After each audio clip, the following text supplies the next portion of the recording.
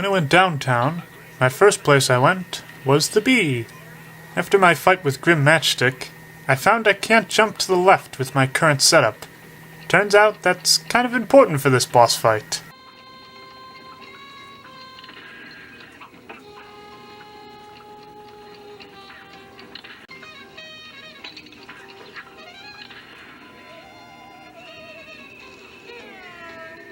Through some means of magic, I was able to make it to the second form.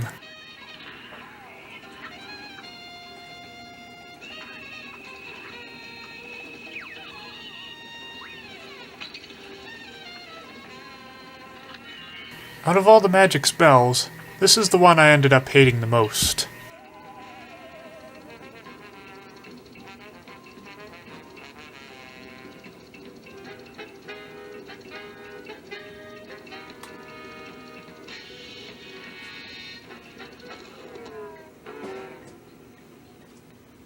After a few more deaths, I came to a decision. I would come back to this boss when I would get some better controls. Usually I like to stick with a boss until I defeat it, but this time I felt I had no choice but to make an exception. So I went with the pirate instead. It's important to note that with most bosses, I'm looking at a color monitor. But this time though, I wanted to do it in black and white. I found it kind of difficult to figure out which dots he throws at you to parry. Going into this match, I used the homers and the three-way fire.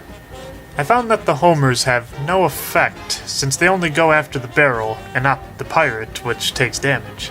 For every boss I would face, I would never use the locking feature, so I'd get right up in the boss's face to get damage. Then again, that's when the three-way fire is the most effective, so I guess it kinda worked out.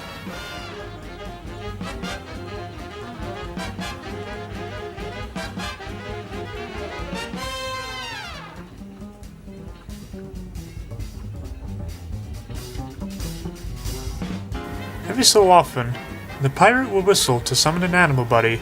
The choices are shark and squid. The shark will force you into the ship, while the squid will make the screen go dark if you don't kill him fast enough. There are also dogfish that come up on the deck in order to force you the other way. After about 10 more tries, give or take, I made it to the second form. Pretty similar to the first, the only major difference is the ship starts spitting cannonballs at you every so often. On my best recorded attempt, I was able to make it to the third and final form. The ship then turns in the monstro and starts throwing fireballs at you. After enough fireballs, be sure to duck to watch out for the ha attack. That's the best way I can describe it. After ditching the zoomer, going for the standard zapper at the beginning, and at least 20 more tries, I was finally able to beat him with this score.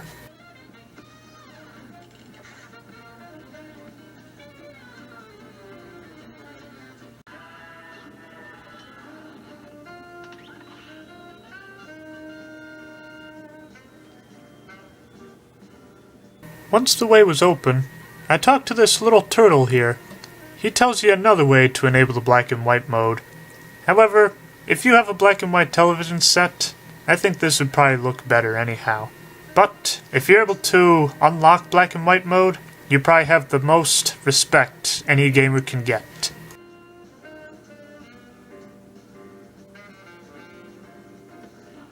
The next day, I went to the Bee again, this time with a working exterior keyboard. About 3 days of this boss, I found myself getting close to defeating her. As such, I recorded my attempts until only the final one remained.